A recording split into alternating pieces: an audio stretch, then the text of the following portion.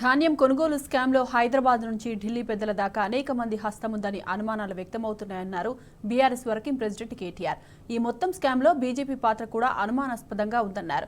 BJP శాసనసభాపక్ష నేతనే స్వయంగా అవినీతి జరిగిందని చెబుతున్న కేంద్ర ప్రభుత్వం ఇప్పటి వరకు స్పందించకపోవడంపై అనుమానాలు వ్యక్తమవుతున్నాయన్నారు. మన రాష్ట్రంలో మా ప్రభుత్వం ఉన్నప్పుడే సివిల్ సప్లైస్ సంస్థ ఏదైతే 35 లక్షల మెట్రిక్ టన్నుల కథ చెప్పినా కదా ఇప్పటిదాకా నేను అందులోనే 1.6 lakh టన్స్ సన్నధాన్యం ఉంది. 1.6 lakh టన్స్ కొత్తగా నువ్వు బయట కొనాల్సిన అవసరమే లేదు. ఆల్రెడీ నీ దగ్గరే ఉంది స్టాక్. నువ్వు దాన్ని పక్కకు పెట్టి దాన్ని మిల్లింగ్ చేయించుకొని అది మన సివిల్ సప్లైస్ డిపార్ట్మెంట్కి ఇస్తే అది మన స్కూల్స్ డిపార్ట్మెంట్కి ఇచ్చేస్తే ఎడ్యుకేషన్కు వెల్ఫేర్కి ఇచ్చేస్తే నువ్వు బయట కొనాల్సింది ఎంత అప్పుడు కేవలం 60,000 టన్నులు. కానీ వీళ్ళు ఏం చేసిండ్రు 1.6 lakh టన్స్ రెడీగా నీ దగ్గరే స్టాక్ ఉన్నా దాన్ని పక్కకు పెట్టి దాన్నేమో 22 రూపాయలకు అమ్ముతారు. 22 రూపాయలు 59 పైసలకు దాన్ని అమ్ముతారు. ధాన్యాన్ని, బియ్యాన్ని కాదు ధాన్యాన్ని. కాదంటే ఏం చేయాలి? నిజానికి ప్రభుత్వానికి కామన్ సెన్స్ ఉంటే సివిల్ సప్లైస్ డిపార్ట్మెంట్కి నిజంగానే సెన్సియారిటీ ఉంటే ఈ ధాన్యాన్ని అమ్మకుండా మిల్లర్లకు ఇచ్చి వారి దగ్గర బియ్యం తీసుకోవచ్చు, సన్న బియ్యం తీసుకోవచ్చు, దానికి మళ్లించవచ్చు. తద్వారా 1,00,000 టన్నుల సన్న బియ్యం కేవలం 35 రూపాయలకు, అంటే బయట మార్కెట్లో 42 నుంచి 45 పోతున్నా 35 రూపీస్కే నీకు వస్తుండే. ఈ 1,00,000 టన్నులు పోను, మిగతాది నువ్వు పిలుచుకునేది ఉండే. ఎందుకంటే 1.6 lakh టన్ను ప్యాడీని చేస్తే మిల్లింగ్ చేస్తే నీకు 1 lakh టన్ను ఇది వచ్చేది సన్న బియ్యం. అది పోను ఇంకొక 1 lakh టన్స్ పిలిస్తే సరిపోయేది. కానీ వీళ్ళు ఏం చేసినారు? ఆ ధాన్యాన్ని తక్కువ కమ్మి సన్న బియ్యం కోసం ఏమో ఎక్కువ ధరకు పంపి. నేను అందుకే అంటున్నా, మెడకామి తలకాయనోడు ఎవడని పని చేస్తాడా? నిజంగా ఆలోచన ఉన్నవాడు కానీ ప్రభుత్వ సొమ్ము విషయంలో పట్టింపు ఉన్నవాడు కానీ ఎవరైనా చేస్తారా? దీన్ని బట్టి మనకు అర్థమయ్యేది ఏంటంటే కాంట్రాక్టు సంస్థలతో కాంగ్రెస్ పెద్దలు బాగా మంచి మిలాఖాత్ అయ్యి బ్రహ్మాండంగా ఇవాళ వాళ్ళు వీళ్ళు అంతా బదులుకొని మిల్లర్ల మెడ మీద కత్తిపెట్టి ఇంకోవైపు రాష్ట్ర రైతాంగం మీద లేని ప్రేమను నటిస్తూ బ్రహ్మాండంగా 1,100 కోట్ల రూపాయల కుంభకోణానికి ఈ 2 స్కామ్ల రూపంలో వారు తెరలిప్పడం జరిగింది.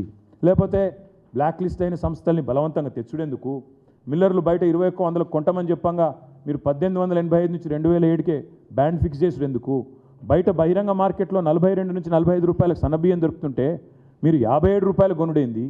ఇవన్నీ చూస్తుంటే మరి మీకు డౌట్ రావచ్చు, మరి మీరేం చేసినారు? మీ ప్రభుత్వ హయాంలో మీరు ఎట్లా నడిపినారో మీరు అడగవచ్చు. మా ఇద్దరు కార్పొరేషన్ చైర్మన్లు కూడా ఉన్నారు, వాళ్ళ సాక్షిగా చెప్తా ఉన్నాం. పేద విద్యార్థులకు సన్నబియ్యంతో కడుపు నింపే కార్యక్రమాన్ని మేము తీసుకొచ్చినాక ఏం చేసినాం? మేము ఆనాడు పౌర సరఫరాల శాఖ మీద ఆర్థిక భారం పడకుండా బీఆర్ఎస్ సర్కార్ ఆనాడు చర్యలు తీసుకుంది. ఏం చేసేది? మేము ప్రభుత్వం కొనుగోలు చేసిన ధాన్యంలోనే మేము సన్నధాన్యాన్ని సిఎంఆర్ కింద ఎఫ్సిఐకి ఇవ్వకుండా రాష్ట్ర కోటా కింద మేము వాడుకొని దాన్ని మళ్ళీ స్కూళ్ళకి వెల్ఫేర్ డిపార్ట్మెంట్స్కి ఇప్పుడు నేను చెప్పినట్టు తక్కువ ధరకి ఇచ్చేది. ఆ బియ్యాన్ని గురుకులాలకు ఇతర సంస్థలకు మేము ఇచ్చేది. ఒకవేళ సన్నధాన్యం కనుక తక్కువ వస్తే దొడ్డు ధాన్యాన్ని మిల్లర్లకు ఇచ్చి క్వింటాల్కు 140 రూపాయలు అదనంగా ఇచ్చేది మేము, అంతే. ఇచ్చి తద్వారా డబ్బులు సేవ్ చేసే ప్రయత్నం మేము ఎందుకంటే ఎక్స్చెకర్ మనీ కాబట్టి ఆ రకంగా పౌర సరఫరాల సంస్థ మీద భారం పడకుండా తీసుకున్నాం. కానీ కాంగ్రెస్ ఏం చేసింది? సివిల్ సప్లైస్ కార్పొరేషన్ ఇవాళ ఒక కామధేనువుగా కల్పతరువుగా మార్చుకొని 1,100 కోట్ల రూపాయలు ఇవాళ కుంభకోణానికి తెరలేపింది. ఈ విషయం మొత్తంలో మా అనుమానం అయితే ముఖ్యమంత్రి రేవంత్ రెడ్డి గారి కార్యాలయం ఆయన అనుమతి లేకుండా, ఎందుకంటే శివుడు ఆజ్ఞ లేనిది సీమ గుట్టదంటారు. ఇవాళ రేవంత్ రెడ్డి పాత్ర లేనిది, రేవంత్ రెడ్డి ఆజ్ఞ లేనిది ఉత్తమ్ కుమార్ రెడ్డి గారు అదో చేస్తారని నేనైతే అనుకోను. తప్పకుండా మరి ఢిల్లీ పెద్దల నుంచి రాష్ట్ర ముఖ్యమంత్రి నుంచి పౌర సరఫరాల శాఖ దాకా అందరి పాత్ర కూడా ఇందులో ఉంది. ఇందులో అనుమానం ఏమీ లేదు. ఎందుకంటే బహిరంగ మార్కెట్ 42 రూపాయలు దొరికేదాన్ని 57 రూపాయలు కొన్నారంటేనే దాని వెనక మతలబ్ ఏదో ఉందన్నది ఎవరికైనా కూడా అర్థమవుతుంది. ఇంకా ఇలా అన్నిటికన్నా విచిత్రమైన విషయం ఏంటంటే ఈ మొత్తం వ్యవహారంలో బీజేపీ వాళ్ళ పాత్ర ఇంకా విడ్డూరంగా ఉంది. అసలు గవర్నమెంట్ ఆఫ్ ఇండియా వల్ల బీజేపీ నడుపుతోంది. ఎఫ్సిఐ అనేది గవర్నమెంట్ ఆఫ్ ఇండియా సంస్థ. ఎంఎస్పీ నిర్ధారించేది వాళ్ళే, అల్టిమేట్గా సివిల్ సప్లైస్ కార్పొరేషన్ నుంచి కొనుగోలు చేసేది వారే, అన్నీ చేసేది వారే. చాలా వాళ్ళ వాదన, వాళ్ళ వ్యవహారము చాలా అనుమానాస్పదంగా ఉంది. ఈ వ్యవహారం మొత్తం ఎఫ్సిఐ ఆధీనంలోనే ఉంది. ఫుడ్ కార్పొరేషన్ ఆఫ్ ఇండియా పూర్తి అధికారం ఉంది ఫుడ్ కార్పొరేషన్ ఆఫ్ ఇండియా. ఎందుకంటే అల్టిమేట్గా వాళ్ళే కదా కొనుగోలు చేసేది, వాళ్ళే సివిల్ సప్లైస్ కార్పొరేషన్కు ధాన్యం తీసుకొని డబ్బులు ఇచ్చేది ఎఫ్సిఐ. ఎంత మొత్తం లావాదేవీల ఆడిటింగు, మానిటరింగు, ఎంఎస్పీ ఫిక్సేషను మొత్తం చేసేది FCI. Central food consumer department గవర్నమెంట్లో గవర్నమెంట్ ఆఫ్ ఇండియాలో ఏజెన్సీ ఎఫ్సిఐ. మరి ఈరోజు ఎంఎస్పి ఆపరేషన్స్ అన్నీ కూడా ఆ సంస్థ కిందే ఉంటాయి. ఇక్కడ విచిత్రం ఏంటంటే వాళ్ళ పార్టీ శాసనసభ పక్ష నేతనేమో ఇక్కడ గొంతు చించుకుంటున్నాడు, ఏదో తప్పు జరిగిపోయింది, కుంభకోణం జరిగిపోయిందని 15 రోజుల నుంచి మొత్తుకుంటున్నాడు ఆయన. కానీ ఎఫ్సిఐ ఇంతవరకు నిమ్మకు నీరెత్తినట్టుంది. ఇంతవరకు ఒక మాట కానీ పలుకు కానీ డబ్బులు తాను కట్టే విషయం కూడా మరి ఇంతవరకు తనకు పట్టనట్టుగా సొంత పార్టీ నేతలు ఇక్కడ గొంతు చించుకుంటున్నా కేంద్ర ప్రభుత్వ స్పందన లేదు అంటే ఇందులో ఏదో ఉంది మతలబ్ అనేది మేము కూడా అనుకుంటా ఉన్నాం.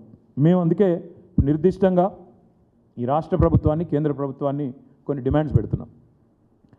90 రోజుల్లోగా ధాన్యాన్ని లిఫ్ట్ చేయని ఏజెన్సీస్ ఏవైతే ఉన్నాయో వాటి మీద వెంటనే చర్య తీసుకోవాలి, బ్లాక్ లిస్ట్ చేయాలి, ప్రజలకు చెప్పాలి. అసలు మీరు టెండర్ ఎందుకు పిలిచిండ్రు, పిలిచి మిల్లర్లు కొంటానగా ఇట్లా ఎందుకు చేసిండ్రు, ఇదంతా కూడా శ్వేతపత్రం ప్రచురించాలి అనేది నెంబర్ 1 డిమాండ్. మా ప్రభుత్వంలో గతంలో టెండర్ పిలిచినా తక్కువ రేట్ వస్తే వెంటనే రద్దు చేసినాం. ఎందుకంటే 2100 కంటే తక్కువ వస్తే ఏం లాభం ప్రభుత్వానికి, ఆల్రెడీ మిల్లర్లే కొంతందుకు రెడీగా ఉన్నారు అనే ఆలోచనతో టెండరే రద్దు చేసినాం మేము. అంతకంటే తక్కువ ధర వచ్చినా 2100 కంటే తక్కువ ధర వచ్చినా ఎందుకు టెండర్ ఆమోదించినారు, ఎందుకు బ్లాక్ లిస్ట్ చేసిన సంస్థలను ప్రత్యేకంగా మినహాయింపు ఎందుకు ఇచ్చినారు ప్రభుత్వం చెప్పాలి. అదేవిధంగా ఇప్పుడు ఎక్స్టెన్షన్ ఇద్దామని మళ్ళీ ప్రయత్నం చేస్తూ ఉన్నారు. 90 డేస్లో లిఫ్టింగ్ జరగలేదు, 20% జరిగింది, మళ్ళీ ఎక్స్టెన్షన్ ఇద్దామని చేస్తూ ఉన్నారు. దాని విషయంలో వెంటనే ఎక్స్టెన్షన్ ఇవ్వకుండా మీరు ఈ టెండర్ని రద్దు చేయాలని చెప్పి కూడా ఈ కాంట్రాక్ట్ ఏజెన్సీల వ్యవహారాన్ని బయటపెట్టాలని చెప్పి కూడా రాష్ట్ర ప్రభుత్వాన్ని మేము డిమాండ్ చేస్తూ ఉన్నాం. అదేవిధంగా ఇప్పటిదాకా ఏజెన్సీలు వాళ్ళు కేవలం వాళ్ళ బాధ్యత లిఫ్టింగ్ మాత్రమే, ప్యాడీ లిఫ్టింగ్ మాత్రమే, కానీ వాళ్ళు డబ్బుల వసూల్లో ఉన్నారు. ఏ రకంగా మీరు ఇది అలౌ చేశారు, ఇది వెంటనే రాష్ట్ర ప్రభుత్వం వివరణ ఇవ్వాలి. ఎఫ్సిఐ కూడా ఈ విషయంలో అవసరమైతే ఈడీకి కంప్లైంట్ చేయాలి. మనీ లాండరింగ్ జరిగింది, ఎఫ్సిఐ స్వయంగా ఇందులో ఇంటర్వ్యూన్ కావాలి. మీ పార్టీ ఎమ్మెల్యేనే చెప్తా ఉన్నాడు, బీజేపీ ఎమ్మెల్యే ఇక్కడ శాసనసభ పక్ష నేత మనీ లాండరింగ్ జరిగిందని చెప్తున్నాడు. మరి మీరెందుకు పలకట్లేదు? ఆడిటింగ్ మానిటరింగ్ మొత్తం ఎఫ్సిఐ బాధ్యత, ఎందుకు ఎఫ్సిఐ స్పందించట్లేదు? వెంటనే ఈ ఏజెన్సీల మీద వాళ్ళు చేసిన లావాదేవీల మీద ఎఫ్సిఐ అవసరమైతే నేరుగా ఈడీకి ఎఫ్సిఐ ఫిర్యాదు చేయాలి. ధాన్యం లిఫ్ట్ చేయకుండా 2230 రూపాయల చొప్పున చెల్లించాలని చెప్పి రైస్ మిల్లర్లను వేధిస్తున్న వ్యవహారం మనీ లాండరింగ్ ఏదైతుందో ఇది పెద్ద కుంభకోణం. ఈ విషయంలో ఎఫ్సిఐ, నేను చెప్పేది మేము మీరు కాదు, FCI should reach out to ED, FCI should complaint to CBI because all of them are government of India agencies. They should complain, they should request enforcement directorate to look into money laundering here. తప్పకుండా కేంద్ర ప్రభుత్వ ఆధీనంలోని FCI స్పందించాలి, లేకపోతే BJP మీద కూడా మాకు అనుమానం ఉందని చెప్పి కూడా నేను విజ్ఞప్తి చేస్తూ ఉన్నా. ఈరోజు ప్రతి దానికి ముఖ్యమంత్రి గారు గతంలో గొంతు చించుకుంటుండే, ఆనాడు పీసీసీ ప్రెసిడెంట్గా ఈ కుంభకోణం ఆ కుంభకోణం, సెక్రటేరియట్ కింద 10,000 కోట్లు, అక్కడ ఓ 10,000 కోట్లు, ఇక్కడో 10,000 కోట్లు, నోరు ఎక్కడ ఎంతుంటే అంత. ఔటర్ రింగ్ రోడ్లో 10,000 కోట్లు, కోకాపేట భూముల్లో 10,000 కోట్లు, సెక్రటేరియట్లో 10,000 కోట్లు, కోవిడ్లో 10,000 కోట్లు అంటూ నోటికి వచ్చినట్టు నోరు బారేసుకుంటుండే పీసీసీ ప్రెసిడెంట్. మరి వాళ్ళు నేను రేవంత్ రెడ్డిని అడుగుతా ఉన్నా, నీకు చిత్తశుద్ధి ఉంటే ఈ విషయం మీద సిట్టింగ్ జడ్జితోనే ఎంక్వైరీ అయ్యి, మీ మంత్రి అంతా కడిగిన ముత్యం అయితే, స్వాతి ముత్యం అయితే వెంటనే సిట్టింగ్ జడ్జితోని ఈ మొత్తం పౌర సరఫరాల శాఖ చేసిన 2 టెండర్లు, సన్న బియ్యంది ప్యాడీది, రెండిటి మీద కూడా వెంటనే సిట్టింగ్ జడ్జితో ఎంక్వైరీ అయ్యి, కాళేశ్వరం మీద వేసినావు, తర్వాత భద్రాద్రి విద్యుత్ కొనుగోళ్ల మీద వేసినావు, దీని మీద కూడా ప్రజలకు తెలుస్తుంది, ప్రజాపాలన కదా, ప్రజలకు తెలియాలి కదా. తప్పకుండా సిట్టింగ్ జడ్జితో మీ సంగతి, మీ ఉత్తమ్ కుమార్ రెడ్డి సంగతి మొత్తం తెలిసిపోతుంది. ఇంకొక మాట చివరిగా, ఒకవేళ ఇటు ఎఫ్సిఐ స్పందించకపోయినా, రాష్ట్ర ప్రభుత్వం స్పందించకపోయినా మేము మాత్రం వదిలిపెట్టాం. పక్కాగా మేము కూడా ఆధారాలతో సహా ఇప్పుడు నేను చెప్పిన అన్నిటినీ కూడా క్రోడీకరించి న్యాయస్థానాలను ఆశ్రయిస్తాం, న్యాయ పోరాటము చేస్తాము, ఏజెన్సీల దగ్గరికి మేము కూడా పోతాం. తప్పకుండా మా ప్రభుత్వం ఉన్నప్పుడు ఎంత పారదర్శకంగా వ్యవహారం నడిపినామో అది కూడా ప్రజల ముందు పెడుతున్నాం.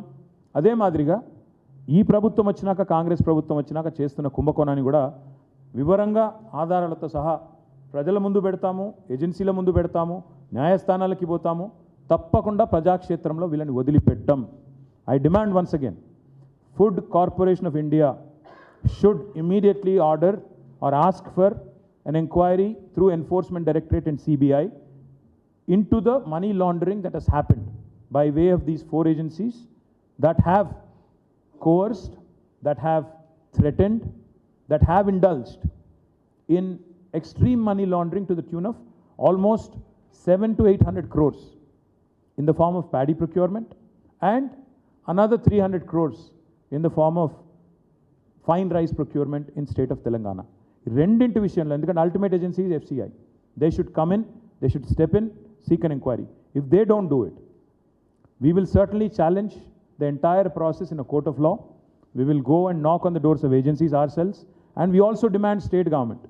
నేను కడిగిన ముత్యం స్వాతి ముత్యం అని చెప్పుకునే రేవంత్ రెడ్డి ఆర్డర్ చేయాలి వెంటనే సిట్టింగ్ జడ్జితో ఈ పౌర సరఫరాల శాఖ మీద వెంటనే ఎంక్వైరీ ఆదేశించాలని చెప్పి కూడా మా పార్టీ తరఫున డిమాండ్ చేస్తాం.